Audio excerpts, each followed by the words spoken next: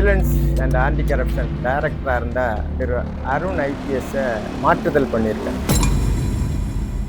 ஹைகோர்ட்டில் ஒரு ஏடிஜிபி லெவலில் ஒருத்தரை 3 தடவை ஹைகோர்ட்டு கண்டெம் பண்ணி ஸ்டேட் ஹியூமன் ரைட்ஸ் கமிஷனில் அவரை பற்றி கண்டனம் தெரிவிச்சிருக்கிறாங்க. கோர்ட்டு அவர் மேலே டிசிப்ளினரி ஆக்ஷன் எடுக்கணும். ஸ்டூடியோ நியூஸ் நேயர்கள் அனைவருக்கும் வணக்கம். நான் உங்கள் ஆல்ஃப்ரட் வில்சன். இன்னைக்கு நான் எதை பற்றி பேச போகிறேன்னா, விஜிலன்ஸ் அண்ட் ஆன்டி கரப்ஷன் டைரக்டராக இருந்த திரு அருண் ஐபிஎஸ்ஸை மாற்றுதல் பண்ணியிருக்காங்க, ட்ரான்ஸ்ஃபர் பண்ணியிருக்காங்க.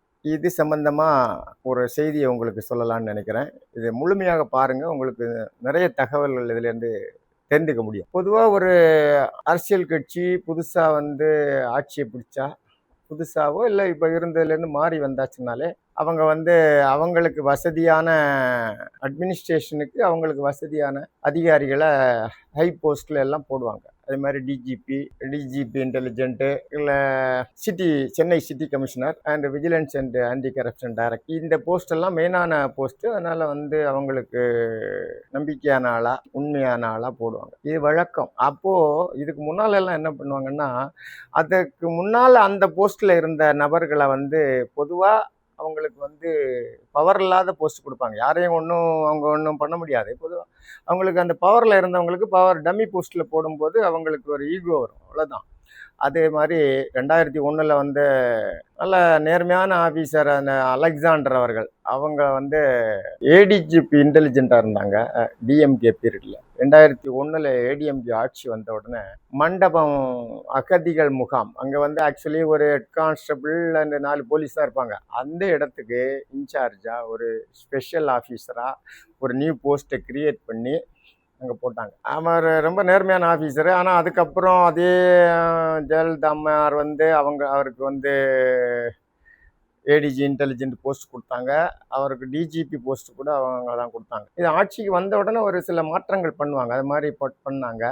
அதே மாதிரி டிஎம்கே ஆட்சி வந்த சமயத்தில் கலைஞரை 2001 அரெஸ்ட் பண்ணும்போது அதில் ஜாயின்ட் கமிஷனராக இருந்தார் ஒருத்தர் கிறிஸ்டோபர் நெல்சன் அப்படின்னு. அவரை அதே போஸ்ட்டுக்கு அனுப்பி விட்டாங்க, அந்த மண்டபம் கேம்ப். அதுக்கப்புறம் திரும்ப ஏடிஎம்கே ஆட்சி வந்ததுக்கப்புறம் அவரை ஜாபர் ஷேட்டர் இருந்தார், அவர் ஐஜி இன்டெலிஜென்ட்டாக இருந்தார். அவரையும் அதே போஸ்ட்டுக்கு அங்கே மண்டபம் கேம்ப் இது மாதிரிலாம் பண்ணாங்க. ஆனால் தாவேக்கா ஆட்சி வந்ததுக்கப்புறம் எந்த அதிகாரியையும் பழி வாங்கலை. அது ஒரு நல்ல செயல் தான். ஏன்னா ஏடிஜி லா அண்ட் ஆர்டர் அவரையும் சென்னையிலே ஒரு நல்ல போஸ்ட் தான் போட்டிருக்காங்க. இந்த பழிவாங்க நடவடிக்கையில் யாரையுமே அவங்க பழிவாங்க நடவடிக்கையில் ஈடுபடலை. அதே மாதிரி சிட்டியில் இருந்த அப்போதைய திமுக ஆட்சி காலத்தில் சென்னை சிட்டியில் கமிஷனராக இருந்தவர் திரு அருண் என்பவர், அவர் தேர்தல் நேரத்தில் அவர் மேலே ஏகப்பட்ட அலிகேஷன்ஸ் வந்ததுனால தாவேக்கால இருக்கிற நபர்களே புகார் கொடுத்து அவரை மாற்றுறதுக்கு அந்த சிட்டி கமிஷனர் பொறுப்பிலிருந்து எடுக்கிறதுக்காக முயற்சி பண்ணாங்க. அதே மாதிரி அது நடந்து, அது குறிப்பாக விஜய் பெரம்பூர் தொகுதியில் அவர் நாமினேஷன் தாக்கல் பண்ணிட்டு குளத்தூர் தொகுதிக்கு வரும்போதே அங்கே வரவிடாமல் தடுத்து, ஆக்சுவலாக அவருடைய ப்ரோக்ராம் அன்னைக்கு குளத்தூர் முடித்து அண்ணா நகர் வில்லிவாக்கம் போகிறது. ஆனால் அவர் குளத்தூர் தொகுதியிலே நான் அந்த கூட்டத்தை பார்த்துட்டு, அவர் கரூருக்கு பிறகு நிறைய அந்த கூட்டம் அதிகமாக இருந்தால் கொஞ்சம் பயப்பட்டு மக்களுக்கு எதுவும் ஆகக்கூடாதுன்னு மக்கள் மேலே அக்கறையெல்லாம் அந்த ப்ரோக்ராமை கேன்சல் பண்ணிட்டு போனார். அதிலிருந்து சரியான பாதுகாப்பு கொடுக்கல அப்படின்னு சொல்லிட்டு புகார் கொடுத்து தான் அவரை மாற்றினாங்க, அருண் அவர்களை. அப்படி இருந்தும் ஆட்சி அமைச்சதுக்கப்புறம் அவர் காத்திருப்போர் பட்டியலில் இருந்தார்.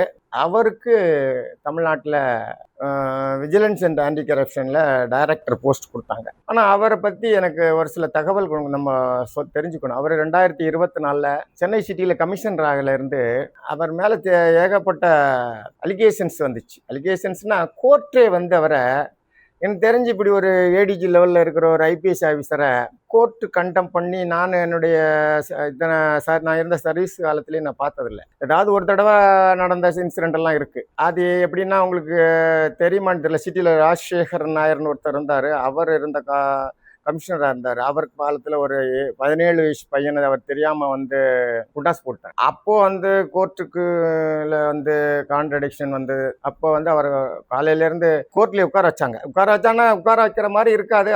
அவர் போய் நிற்பார். அவருக்கு அந்த அந்த வழக்கு விசாரணைக்கு எடுக்காம அப்படியே அது கிட்டத்தட்ட அந்த உட்கார அங்கேயே இருக்கிற மாதிரி சூழ்நிலைகளை உருவாக்கும். அதுக்கப்புறம் ஜார்ஜ் அவர்களை வந்து ஒரு கேஸில் வந்து டைரக்டரா ஆஜராகணும்னு சொல்லிட்டு உத்தரவு போட்டாங்க. அது கூட அவர் அப்புறம் காம்ப்ரமைஸ் ஆகிட்டு அப்புறம் போகலை அவர். ஆனால் இவருக்கு மேலே இவர் வந்து இருந்த 2 ஆண்டுல ஏகப்பட்ட கான்ட்ரடிக்ஷன். அதாவது இவர் ஜாயின் பண்ணும்போதே ஒரு அறிக்கை, ஒரு பேட்டி கொடுத்தாரு. ரவுடிகளுக்கு புரியும் மொழியில் பேசப்படும் அப்படின்னு. அந்த பிரச்சனை வந்து அவர் என்கவுண்டர் பண்ணுவேன் அப்படின்ற நோக்கத்தில் தான் பேசினார் அப்படின்னு சொல்லிட்டு ஸ்டேட் ஹியூமன் ரைட்ஸ் கமிஷன்ல இருந்து அப்போவே வந்து அதை வந்து ஷியோமோட்டோ வழக்காக எடுத்து உடனே வந்து கமிஷனர் வந்து நேரில் ஆஜராகி ரிப்ளை கொடுக்கணும் அப்படின்னு சொல்லிட்டு உத்தரவு போட்டாங்க. ஆனால் அப்போது வந்து அட்வொகேட் மூலமாக அதுக்கு ரிப்ளை கொடுத்தாங்க. இல்லை அதில் ஒன்றும் அந்த என்கவுண்டர் நோக்கத்துல எல்லாம் அப்படி சொல்லலை. அது வந்து ஒரு தெலுங்கு பேசுகிறவங்க எல்லாம் இருக்கிறாங்க, அதனால வந்து மாற்று மொழி பேசுகிற ரவுடிகள்லாம் இருக்கிறாங்க, அதனால அந்த மொழியில் சொல்லுவேன்னு தான் சொன்னாங்க அப்படின்னு சொல்லிட்டு சொன்னார். இருந்தாலும் அவரை ஏற்றுக்காமலே தான் அதற்கு உத்தரவு போட்டாங்க. அதற்கு அப்புறமா நீங்கள் எல்லாம் நல்லா ஞாபகம் இருக்கு உங்களுக்கு, கோர்ட்டு கண்டம் தெரிவிச்சு ஹைகோர்ட்டில் வந்து ஒரு ஏடிஜிபி லெவலில் ஒருத்தரை 3 தடவை ஹைகோர்ட்டு கண்டம் பண்ணி அப்படின்னா அவருக்கு கண்டனம் தெரிவிச்சிருக்காங்க. அதாவது அந்த அண்ணா யூனிவர்சிட்டியில் அந்த பொண்ணு வந்து பாலியல் துன்புறுத்தலுக்கான வழக்கில் அவர் வந்து ஒரு பேட்டி கொடுக்குறாரு. பேட்டி கொடுக்கறதுல என்ன பண்ணுறாருன்னா, அவர் ஒரு கேஸு வந்து இன்வெஸ்டிகேஷன் ஸ்டார்ட் பண்ணுற ஸ்டேஜ், ஆனால் ஒரே அக்யூஸ் தான் அப்படின்னு சொல்லிட்டு அழுத்தமாக சொல்கிறாரு. அப்போது அது என்ன ஆகும்னா, ஒரே அக்யூஸ் தான்னா அவருக்கு கீழே இருக்கிற ஆள் தான், இவங்க தான் இன்வெஸ்டிகேஷன் ஆஃபீஸர், அதுக்கு மேலே இன்னொரு ஆள் இருந்தால் கூட வந்து அதை அவங்க இன்வெஸ்டிகேஷனில் இன்னொருத்தரை சேர்க்க முடியாது அப்படின்ற நோக்கத்தில் ஹைகோர்ட்டில் அது சம்பந்தமாக வழக்கு போட்டு அப்போ அவர் கொடுத்த ரிப்ளையை வந்து கோர்ட் ஏற்றுக்கலை. கோர்ட் அவர் மேலே டிசிப்ளினரி ஆக்ஷன் எடுக்கணும், ஒரு வழக்கு விசாரணையில் இருக்கும்போது இந்த மாதிரி அவர் சொன்னது தவறு அப்படின்னு சொல்லிட்டு அப்போ ஒரு ஆர்டர் போட்டாங்க. சரி, அதனால் அதை பற்றியெல்லாம் எந்த டிசிப்ளினரி ஆக்ஷன் எல்லாம் எடுக்கலை. ஏன்னா திமுக ஆட்சியில் யாரை எதை சொன்னாலும் அது கோர்ட் என்ன சொன்னாலும் அவங்க காதில் வாங்கிக்க மாட்டாங்க. அடுத்தபடியாக இவர் வந்து அந்த நான் முதல்ல சொன்ன மாதிரி அந்த எலெக்ஷன் டைமில் இவர் வந்து ஒரு கட்சிக்கு சார்பாக செயல்படுறாரு அப்படின்னு சொல்லிட்டு அதனால் வந்து இவர் வந்து தேர்தல் பணி பார்க்கக்கூடாதுன்றதுனால அவர் வந்து காத்திருப்போர் பட்டியலுக்கு மாற்றப்பட்டவர். அதன் பின்பு இப்போ என்ன ஆயிடுச்சுன்னா, ஒருத்தர் மேலே குண்டாஸ் போடுறார். அதுக்கப்புறம் அவர் வந்து கமிஷனராக இருக்கும்போது ஒருத்தர் மேலே குண்டாஸ் போடுறாரு. அப்போ அவர் வந்து குண்டாஸ் சந்தோஷ் சர்மா அப்படின்ற ஒரு பில்டரு, அவர் வந்து ஒரு பில்டிங் கட்டுறதுல ஒரு 2 பேருக்கும், அந்த லேண்ட் ஓனருக்கும் இவர் பில்டருக்கும் இடையில உள்ள டிஸ்பியூட்டு. அந்த டிஸ்பியூட்டுக்கு அந்த சந்தோஷ் சர்மா மேலே இவர் குண்டாஸ் போடுறாரு. அந்த குண்டாஸ் வந்து ஹெச்சிபி போடுறாங்க, ஹேபியஸ் கார்பஸ் போடுறாங்க. அப்போவும் கோர்ட்டு வந்து இவர் நேரில் ஆஜராகணும் அப்படின்னு சொல்லிட்டு ஒரு உத்தரவு போடுறாங்க. அப்போ ஆனால் அவர் வந்து காத்திருப்போர் பட்டியலில் இருந்தார், அவருக்கு அது வரைக்கும் போஸ்டிங் போடல. இந்த உத்தரவு போட்டதுக்கு அடுத்த நாள் தான் இவருக்கு வந்து விஜிலன்ஸ் அண்ட் ஆன்டி கரப்ஷன் டைரக்டராக போஸ்டிங் போடுறோம். தாவே ஆட்சி ஏற்ற பின்பு அவர்கள் எதையும் வந்து யாரையும் பழி வாங்காமல் அவருக்கு ஒரு நல்ல போஸ்டிங் தான். ஆக்சுவலி அவர் அந்த முதல்வர் விஜய் வந்து அவர் தேர்தல் பிரச்சாரத்துக்கு கூட அவர் பாதுகாப்பு கொடுக்கல. இருந்தாலும் அதெல்லாம் அவங்க கணக்கில் எடுக்கல. ஏதோ அழுத்தமா இல்லை ஏதோ ஒரு நல்ல ஆஃபீஸர்னு அவங்க மனசில் தோணுச்சோ. அப்போ வந்து பெரிய எதிர்ப்பெல்லாம் வந்ததுக்கப்புறம் அவர் விஜிலன்ஸ் அண்ட் ஆன்டி கரப்ஷன் டைரக்டரை போட்டாங்க. அவங்க கட்சிக்காரங்க கூட அதுக்கு எதிர்ப்பு தெரிவிச்சாங்க, இருந்தாலும் வந்து போட்டாங்க. அந்த நேரத்தில் அவர் வந்து விஜிலன்ஸ் அண்ட் ஆன்டி கரப்ஷன் டைரக்டராக ஜாயின் பண்ணிடுறாரு. ஜாயின் பண்ணதுக்கப்புறம் ஹைகோர்ட்லேருந்து அவருக்கு சமன் சர்வ் பண்ணுறதுக்கு ஆள் அனுப்புகிறாங்க. அந்த நபரையும் அவர் 2 மணி நேரம் காக்க வச்சுட்டு, அதனால் ஒரு இஷ்யூ ஹைகோர்ட்டில் வருது.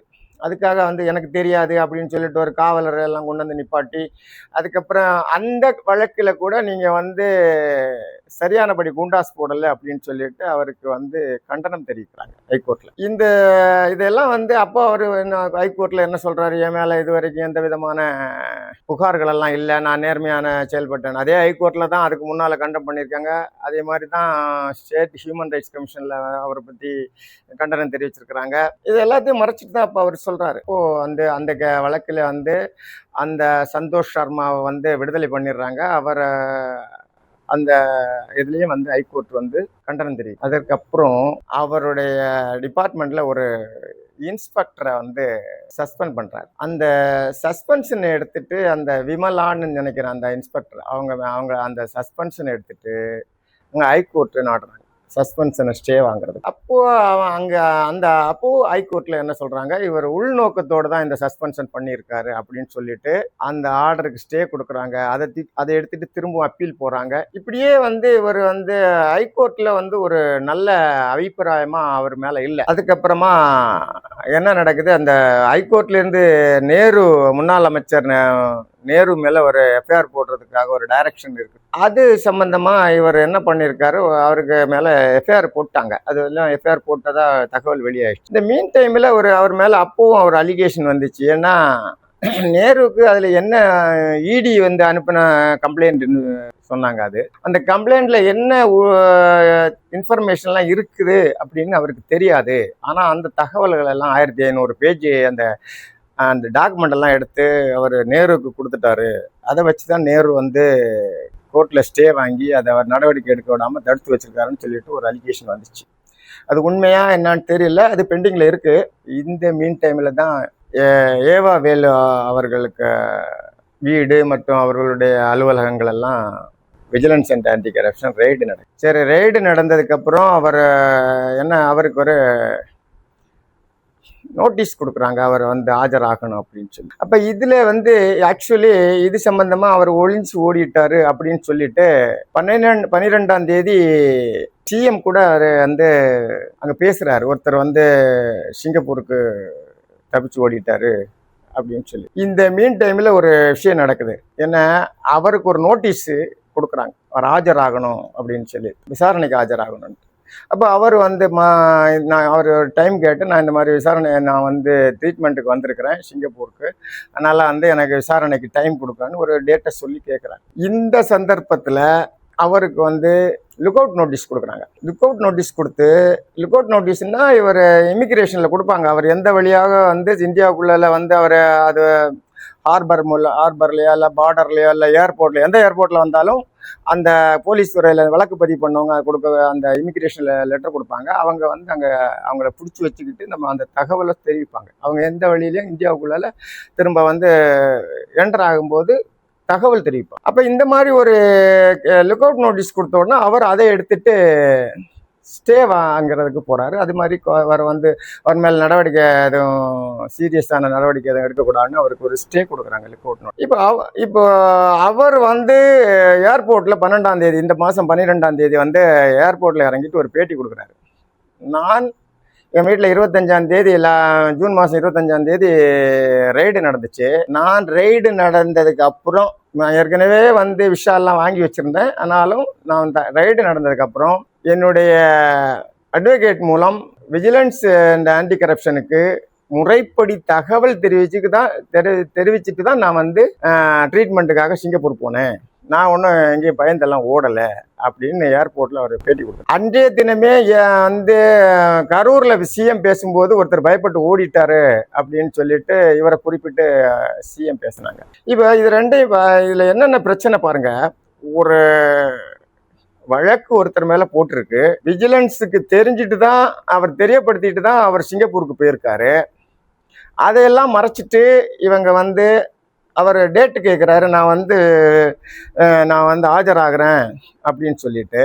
ஆனால் இவங்க அதையெல்லாம் மறைச்சிட்டு லுக் அவுட் நோட்டீஸ் கொடுக்குறாங்க. இவங்க லுக் அவுட் நோட்டீஸ் கொடுக்க வேண்டிய வேலை இல்லை, ஆனால் இவங்களுக்கு தகவல் தெரிவிச்சு தான் அவர் போயிருக்காரு. இப்போ கவர்மெண்ட்ஸ் இது என்னன்னா, மக்களை வந்து பரபரப்பாக நாங்கள் நடவடிக்கை எடுக்கிறேன்னு ஒரு ஷோ பண்ணுறது. மக்கள் மத்தியில் வந்து ஆட்சிக்கு வந்த உடனே இந்த அதிகாரி வந்து போட்ட உடனே பயங்கரமான சீரியஸாக டிஎம்கே காரங்க மேலேயே வந்து நடவடிக்கை எடுக்கிறார் அப்படின்னு சொல்லிட்டு ஷோ பண்ணுறது. இதில் வந்து பாருங்கள், தேவையில்லாம ஹைகோர்ட்டுக்கு அவர் அதை எடுத்துட்டு போயிட்டு அவர் ஸ்டே கேட்குறாரு. அதுக்கு ஒரு கவுண்டர் ஃபைல் பண்றாங்க, அந்த ஸ்டே கொடுக்குறாங்க, ஸ்டேக்கு அப்பீல் போறாங்க. இதெல்லாம் வேடிக்கையா இருக்கு. இதை விஜிலன்ஸ் அண்ட் ஆன்டி கரப்ஷன்ல வந்த அந்த டைரக்டரேட்ல இருக்கிறவங்களுக்கு அது தெரியும், அந்த வழக்கு உண்மை என்னன்னு சொல்லிட்டு. இப்போ முதல்வர் பேசினதுக்கும் அவர் கொடுத்த பேட்டிக்கும் இங்க நடந்த சம்பவங்கள்ல நிறைய கான்ட்ரடிக்ஷன் வருது. அப்போ இதை உடனே முதல்வர் உடனே அதை கவனத்தில் எடுத்துட்டு இன்டெலிஜென்ஸ்ல ரிப்போர்ட் கேட்டிருப்பார். அதன் அடிப்படையில தான் அருண் ஐபிஎஸ் டிரான்ஸ்ஃபர் பண்ண வாய்ப்பு இருக்குன்னு எனக்கு தோணுது. ஸோ அவரை மேல எடுத்த நடவடிக்கை டிரான்ஸ்ஃபரு எல்லாம் நியாயமானதான். ஆனால் இந்த அரசு என்னதான் செய்திருந்தாலும் யாரையும் பழி வாங்கலை. அதனால தாவேக அரசை நம்ம பாராட்டணும். அதனால இதே மாதிரி யாராவது இருக்கிறாங்களான்னு தொடர்ந்து பார்த்து அவர்கள் மேலே நடவடிக்கை எடுக்கணுன்றது என்னுடைய வேண்டுகோள். இந்த தகவல் உங்களுக்கு பிரயோஜனமாக இருந்தால் எங்கள் ஜூடியா நியூஸ் சேனலை சப்ஸ்கிரைப் பண்ணுங்க, லைக் பண்ணுங்க, ஷேர் பண்ணுங்க, கமெண்ட் பண்ணுங்க. நன்றி, வணக்கம்.